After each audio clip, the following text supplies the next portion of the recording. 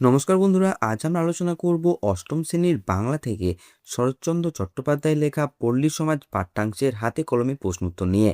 তো চলো ভিডিওটি শুরু করা যাক। প্রথমে আছে দেখো, শরৎচন্দ্র চট্টোপাধ্যায় লেখা দুটি উপন্যাসের নাম লেখো। উত্তর হবে শরৎচন্দ্র চট্টোপাধ্যায় লেখা দুটি উপন্যাস নাম হলো শ্রীকান্ত ও দেবদাস। নেক্সট প্রশ্ন, শরৎচন্দ্র চট্টোপাধ্যায় লেখা দুটি ছোট গল্পের নাম লেখো। উত্তর হবে শরৎচন্দ্র চট্টোপাধ্যায় লেখা দুটি ছোট গল্পের নাম লালু ও মহেশ। নেক্সট প্রশ্ন, নিচের প্রশ্নগুলি দু একটি বাক্যে উত্তর লেখো। প্রথম প্রশ্ন আছে দেখো, গোপাল সরকারের কাছে বসে রমেশ কি করছিল। উত্তর হবে শরৎচন্দ্র চট্টোপাধ্যায় রচিত পল্লী সমাজ পাঠ্যাংশে গোপাল সরকারের কাছে বসে রমেশ জমিদারি হিসেবপত্র দেখছিল। দুয়ের প্রশ্ন, গ্রামের একমাত্র ভরসা কি ছিল। উত্তর হবে শরৎচন্দ্র চট্টোপাধ্যায় রচিত পল্লী সমাজ পাঠ্যাংশে গ্রামের একমাত্র ভরসা ছিল 100 বিঘার মাঠ, যে মাঠের ধান বৃষ্টির জলে ডুবে গিয়েছিল। নেক্সট প্রশ্ন, বোধ করি এই কথাই হইতেছিল, কোন কথার প্রতি ইঙ্গিত করা হয়েছে। উত্তর হবে শরৎচন্দ্র চট্টোপাধ্যায় রচিত পল্লী সমাজ পাঠ্যাংশে বৃষ্টির জলে গ্রামের চাষিদের একমাত্র ভরসা 100 বিঘার মাঠ ডুবে যায়। কৃষকরা ধান নষ্ট হওয়ার আশঙ্কায় রমেশের কাছে এসে জল পার করে দেওয়ার আবেদন করে।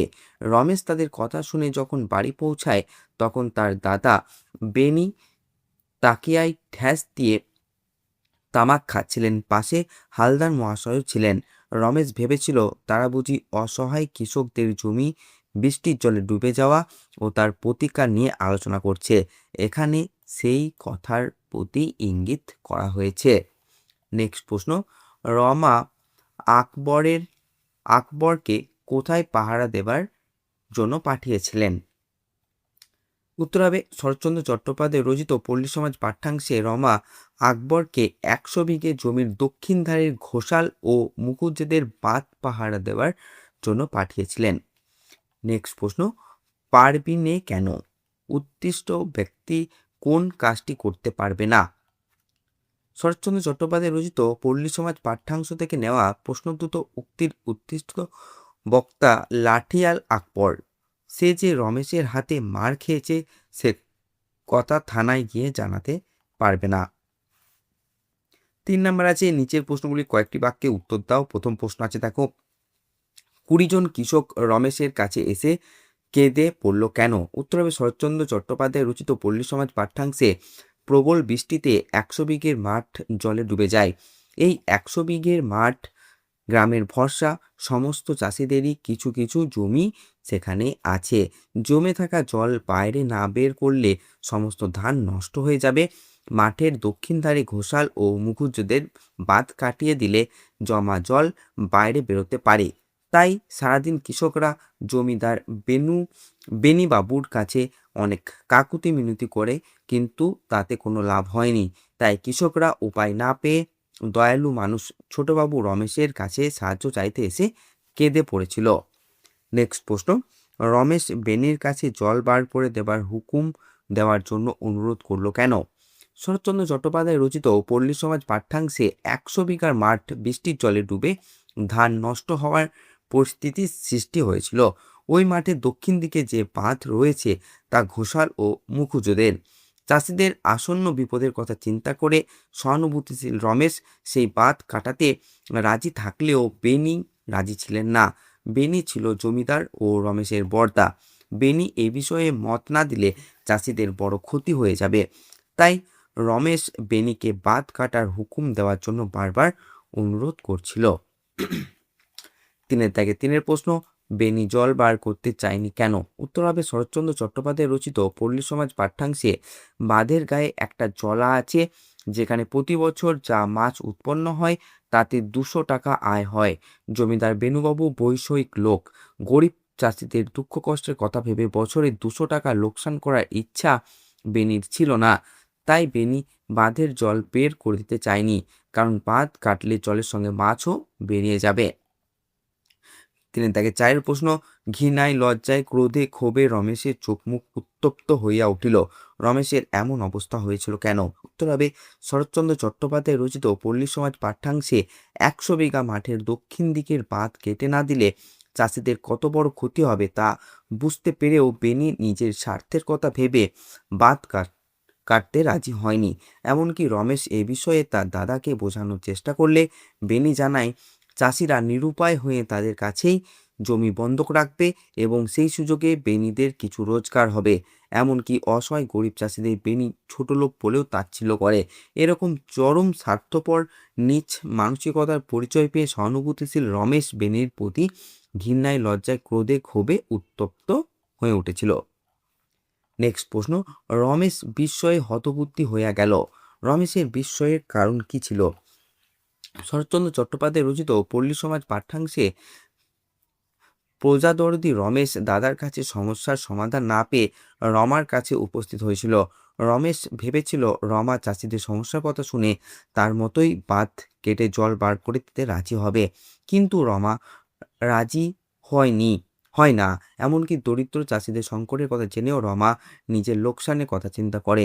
রমার এই মায়া মমতাহীন আচরণে রমেশ বিস্ময়ে হতবুদ্ধি হয়ে যায়, কারণ রমেশের বিশ্বাস ছিল রমা তার অনুরোধ প্রত্যাখ্যান করতে পারবে না। রমা রমেশের অনুরোধে রাজি হয়নি কেন? শরৎচন্দ্র চট্টোপাধ্যায় রচিত পল্লী সমাজ পাঠ্যাংশে রমা জানত বাঁধ কাটিয়ে দিলে 200 টাকার লোকসান হবে। রমার পিতা রমা ও তার ভাইয়ের নামে সম্পত্তি লিখে দিয়ে গেছেন। নাবালক ভাইয়ের সম্পত্তি ও জমিদারির অভিভাবক রমা, তাই গরিব কৃষকদের স্বার্থে এত টাকা লোকসান করা রমার উচিত মনে হয়নি। এ কারণে রমা রমেশের অনুরোধে রাজি হয়নি। নেক্সট প্রশ্ন, মানুষ খাঁটি কি না চেনা যায় শুধু টাকার সম্পর্কে। কে কার সম্পর্কে এ কথা বলেছিল, কেন এ কথা বলেছিল? বক্তা ও উদ্দিষ্ট ব্যক্তি। শরৎচন্দ্র চট্টোপাধ্যায় রচিত পল্লী সমাজ নামক পাঠ্যাংশ থেকে নেওয়া প্রশ্নোত্তরিত উক্তিটির বক্তা রমেশ। সে রমা সম্পর্কে এ কথা বলেছিল। এ কথা বলার কারণ, রমেশের মনে ধারণা ছিল দরিদ্র চাষিদের সংকটের কথা চিন্তা করে রমা নিজের লোকসানের কথা না ভেবে বাঁধ কাটতে রাজি হবে, কিন্তু রমা ক্ষতি স্বীকার করতে চায়নি। রমাকে রমেশ অনুরোধ করলে রমা রমেশের কাছে ক্ষতিপূরণ দাবি করে। রমার এই স্পর্ধা দেখে রমেশ রাগে বিহ্বল হয়ে যায় এবং রমাকে অত্যন্ত নিষ্ঠুর মনে হয়। রমার সম্পর্কে রমেশের যে উচ্চ ধারণা ছিল তা ভেঙে যাওয়ায় রমেশ এমন মন্তব্য করে। নেক্সট প্রশ্ন, রমা বিহ্বল হতবুদ্ধি ন্যায় ফ্যাল করিয়া চাহিয়া রহিল। রমার এমন অবস্থা হয়েছিল কেন? শরৎচন্দ্র চট্টোপাধ্যায় রচিত পল্লী সমাজ পাঠ্যাংশে রমা চাষিদের জন্য নিজের ক্ষতি স্বীকার করতে চায়নি। সে চায়নি বাঁধ কাটিয়ে দেওয়া হোক, কারণ বাঁধ কাটলে জলের সাথে মাছ পেরিয়ে যাবে, তাতে তার লোকসান হবে। এমনকি রমেশ বারবার অনুরোধ করলে রমা রমেশের কাছে ক্ষতিপূরণ দাবি করে। রমার মানবিকতাহীন এই বৈষয়িক মনোবৃত্তির পরিচয় পেয়ে রমেশ তাকে হীন ও নীচ বলে অপমান করে। রমার সম্বন্ধে রমেশের এমন প্রতিক্রিয়ায় রমা বিহ্বল ও হতবুদ্ধি হয়ে গিয়েছিল। রমা আকবরকে ডেকে এনেছিল কেন? শরৎচন্দ্র চট্টোপাধ্যায় রচিত পল্লী সমাজ পাঠ্যাংশে আকবর পীরপুরের প্রজা।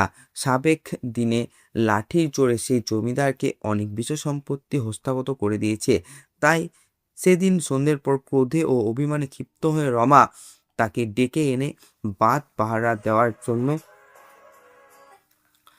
পাঠিয়েছিল, যাতে রমেশ গায়ের জোরে বাঁধ কেটে দিতে না পারে। নেক্সট প্রশ্ন, মোরা নালিশ করতে পারবো না। কে কথা বলেছে? সে নালিশ করতে পারবে না কেন? শরৎচন্দ্র চট্টোপাধ্যায় রচিত পল্লী সমাজ পাঠ্যাংশ থেকে নেওয়া প্রশ্নোত্তরিত উক্তির বক্তা পীরপুরের পূজা ও লাঠিয়াল আকবর। আকবর পীরপুরের প্রজা। সে একজন দক্ষ লাঠিয়াল ও সৎ মুসলমান প্রজা। 5খানা গ্রামের লোক তাকে সর্দার হিসেবে মান্য করে। সে গরিব হলেও তার আত্মসম্মান আছে, ন্যায় অন্যায় বোধ আছে। রমার আদেশে সে রমেশের বিরুদ্ধে রুখে দাঁড়ালেও রমেশের উচ্চ মনোভাব ও পৌরুষের প্রশংসা না করে পারেনি। তাই বেনিবাবু রমেশের নামে আকবরকে থানায় মিথ্যে অভিযোগ জানাতে বললেও আকবর নালিশ করতে অস্বীকার করে, কারণ এমন একজন মহান মানুষের নামে মিথ্যে কথা বলতে আকবরের রুচিতে পেতেছিল। নেক্সট প্রশ্ন আছে, দেখো নিচের প্রশ্নগুলির উত্তর নিজের ভাষায় লেখো। প্রথম প্রশ্ন আছে, নইলে আর বেটাদের ছোট লোক বলেছে কেন? বক্তাকে এই উক্তির মধ্য দিয়ে বক্তার চরিত্রের কি পরিচয় পাও? বক্তাকে।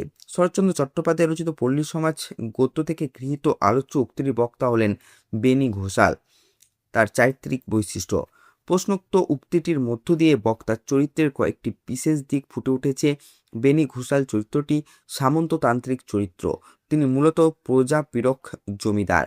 তিনি একাধারে জমিদার ও মহাজনী করে তিনি জমিদারির সীমানা বাড়িয়েছেন এবং পরের প্রজন্মের জন্য কৌশল করে আরও বেশি সম্পদ বাড়ানোর পরিকল্পনা করেছেন। মূলত প্রশ্নোক্ত কথাটির মধ্য দিয়ে বক্তার চরিত্রের দয়ামায়াহীন, লোভী, স্বার্থপর ও হীন মানসিকতার পরিচয় মেলে। নেক্সট প্রশ্ন, বেনি, রমা ও রমেশের চরিত্র তিনটির তুলনামূলক আলোচনা করো। সেই সঙ্গে এই তিনটি চরিত্রের মধ্যে কোন চরিত্রটি তোমার সবথেকে ভালো লেগেছে এবং কেন তা জানাও। কথা সাহিত্যিক শরৎচন্দ্র চট্টোপাধ্যায় রচিত পল্লী সমাজ গদ্যে যে চরিত্রগুলি রয়েছে তারা প্রত্যেকেই নিজস্ব মহিমায় সমুজ্জ্বল। এখানে আমার এই গদ্যের বেনি, রমা ও রমেশ চরিত্র সম্পর্কে সংক্ষেপে তুলনামূলক আলোচনা করব। বেনি ঘোষাল একজন জমিদার। সে জানে কিভাবে প্রজাদের শোষণ করে বড়লোক হতে হয়। আবেগ তাকে স্পর্শ করতে পারে না, তাই প্রজারা ক্ষতিগ্রস্ত হবে। অসংখ্য প্রজার সারা বছরের ভাত নষ্ট হবে জেনেও নিজেদের ক্ষতি করে সে ভাত কাটতে রাজি হয়নি। উল্টে আশা করেছে গরিব প্রজারা জমি বন্ধক রেখে তার কাছে টাকা ধার নিতে আসুক, যাতে তার লাভ হয়। বেনি চরিত্রটি দয়ামায়াহীন, স্বার্থপর, অসৎ, প্রজাপীড়ক এক চরিত্র। রমা একজন গ্রাম্য মহিলা। সেও সামন্ততন্ত্রের প্রতিনিধি। নাবালক ভাইয়ের একমাত্র অভিভাবক রমা একই সঙ্গে জমিদারি ও সংসার সামলেছে। তৎকালীন সমাজের নারী হলেও সে একজন বৈষয়িক জমিদার। সে প্রজাদের ক্ষতি করতে না চাইলেও নিজের ভাইয়ের ক্ষতি করে বাদ কেটে দিতে রাজি হয়নি। এমনকি প্রয়োজনে রমেশকে কঠিন কথা বলতেও সে পিছুপা হয়নি। এর থেকে বোঝা যায় রমা ব্যক্তিত্বময়ী ও দুধে জমিদারও বটে। রমেশ একটি সহৃদয়, আবেগপ্রবণ চরিত্র। জমিদার হলেও সে প্রজাদের ক্ষতি করে জমিদারি চালাতে নারাজ। সে জানে প্রজা বাঁচলেই জমিদার বাঁচবে। বাঁধের জল বের করলে ক্ষতি হবে জেনেও সে বাঁধ কাটতে চায়, কারণ সে জানে এ ক্ষতি কৃষকদের ক্ষতির কাছে কিছুই নয়। গরিবের চোখের জল সে সহ্য করতে পারে না, তাই তো বাঘা বাঘা লাঠিয়ালদের সাথে লড়াই করে সে বাঁধ কেটে দেয়। রমেশ মহৎ আদর্শ, সুদৃঢ় সত্যনিষ্ঠা ও বিরাট মানবিকতার আশ্চর্য সমন্বয়ে সে গঠিত। সেই যথার্থই প্রজা হিতৈষী। এই তিনটে চরিত্রের মধ্যে রমেশ চরিত্রটি আমার সবচেয়ে ভালো লেগেছে, কারণ তার চরিত্রের মধ্যে মহৎ আদর্শ, সুদৃঢ়তা, সত্যনিষ্ঠা ও বিরাট মানবিকতার আশ্চর্য সমাবেশ লক্ষ্য করা যায়। তার বলিষ্ঠ বাহু এবং প্রশস্ত বক্ষ বাংলাদেশের জীর্ণ দুর্বল পল্লী সমাজের সেবায় উৎসর্গকৃত ছিল, তাই তার চরিত্রটি আমার ভালো লাগে। নেক্সট প্রশ্ন আছে, দেখো, উপন্যাসের নামে পাঠ্যাংশটির নামকরণ ও পল্লী সমাজ রাখা হয়েছে। সেক্ষেত্রে নামকরণটি প্রযুক্ত কিনা সে সম্পর্কে মতামত জানাও। নামকরণের মধ্য দিয়ে সাহিত্যের ভাববস্তুর আভাস পাওয়া যায়। শরৎচন্দ্র চট্টোপাধ্যায় রচিত পল্লী সমাজ উপন্যাস থেকে গৃহীত পল্লী সমাজ নামক পাঠ্যাংশের তৎকালীন গ্রাম্য সমাজই মুখ্য ভূমিকা পালন করেছে। বেনি, রমা, রমেশ প্রভৃতি চরিত্র মিশিয়ে গদ্যের কাহিনী আবর্তিত হলেও পল্লী সমাজের প্রেক্ষাপটে ও প্রভাবে সবকিছু পরিচালিত হয়েছে। অন্যান্য উপন্যাস বা গল্পে সমাজের ভূমিকা থাকলেও তা প্রাধান্য লাভ করে না, কিন্তু পল্লী সমাজে সবকিছু নিয়ন্ত্রণ করেছে। উপন্যাসের যে নির্বাচিত অংশ আমাদের পাঠ্যাংশ হিসেবে গৃহীত হয়েছে, সেখানেও আমরা স্বল্প পরিসরে গ্রাম্য পরিবেশ, সেখানকার সমস্যা, জমিদারদের আচরণ, রাজনীতি সবকিছু প্রকাশ দেখতে পায়। তাই আলোচ্য পল্লী সমাজ নামকরণটি যথোপযুক্ত ও সার্থক। নেক্সট প্রশ্ন, পল্লী সমাজ পাঠ্যাংশে সামন্ততান্ত্রিক ব্যবস্থার কোনো নিদর্শন পেয়ে থাকলে সে সম্পর্কে আলোচনা করো। এ ধরনের ব্যবস্থার সুফল ও কুফল সম্পর্কে আলোচনা করো। শরৎচন্দ্র চট্টোপাধ্যায় রচিত পল্লী সমাজ সমালোচনামূলক উপন্যাসগুলির মধ্যে অন্যতম। এই রচনায় সমকালীন বাংলাদেশের ক্ষয়িষ্ণু সামন্ততান্ত্রিক ব্যবস্থার নিদর্শন পাওয়া যায়। হিন্দু সমাজের প্রকৃত আদর্শ ও মনোভাব এবং সমগ্র জীবনযাত্রার একটি নিখুঁত চিত্র এই উপন্যাসে প্রতিফলিত হয়েছে। পল্লী সমাজ গদ্যাংশে বেনি ঘোষাল চরিত্রের মধ্য দিয়ে লেখক দেখিয়েছে জমিদাররা কিভাবে প্রজাদের সর্বশান্ত করতেন এবং কিভাবে তারা তাদের জমির পরিধি বাড়াতেন। জমিদার বেনি ঘোষাল চরিত্রের মধ্যেই সামন্ততান্ত্রিক ব্যবস্থার নিদর্শন পাওয়া যায়। সামন্ততান্ত্রিক ব্যবস্থার সুফল। সামন্ততান্ত্রিক শাসন ব্যবস্থার পর কোনো সুফল আছে বলে মনে হয় না। এ কথা ঠিক। প্রজাপীড়ক জমিদারের পাশাপাশি অনেক সময় প্রজাদরদি সামন্ত থাকতেন। তারা প্রজাদের মঙ্গলার্থে নানান হিতকর পরিকল্পনা নিতেন। একই সঙ্গে প্রজাদের সার্বিক স্বার্থ রক্ষাই ছিল তার প্রধান কাজ। এমন জমিদারের অধীনে প্রজারা সুখে শান্তিতে জীবন কাটাতো। সামন্ততান্ত্রিক ব্যবস্থা কুফল। সামন্ততান্ত্রিক ব্যবস্থায় কৃষক সহ সমস্ত প্রজাদের অবস্থা অত্যন্ত খারাপ ছিল। তারা ফসল উৎপন্ন করলেও একবেলা পেট পুরে খেতে পারত না। জমিদারের সীমাহীন লোভ, লালসা, বিলাসিতার শিকার হয়ে তাদের সর্বস্ব হারাতে হতো। নিজেদের স্বার্থ বজায় রাখতে যে কোনো প্রজার চরম সর্বনাশ করতে দ্বিধা বোধ করতো না। 5 নম্বর আছে দেখো সন্ধি করো। বৃষ যুক্ত টি সমান বৃষ্টি, সম যুক্ত বরণ সমান সংবরণ, কাঁধ যুক্ত না সমান কান্না, অতিযুক্ত অন্ত সমান অত্যন্ত, অনযুক্ত আত্মীয় সমান অনাত্মীয়, এক যুক্ত অন্ত সমান একান্ত। 6 নম্বর আছে নিচের শব্দগুলি সন্ধি বিচ্ছেদ কর। নিরুত্তর হবে নি যুক্ত উত্তর।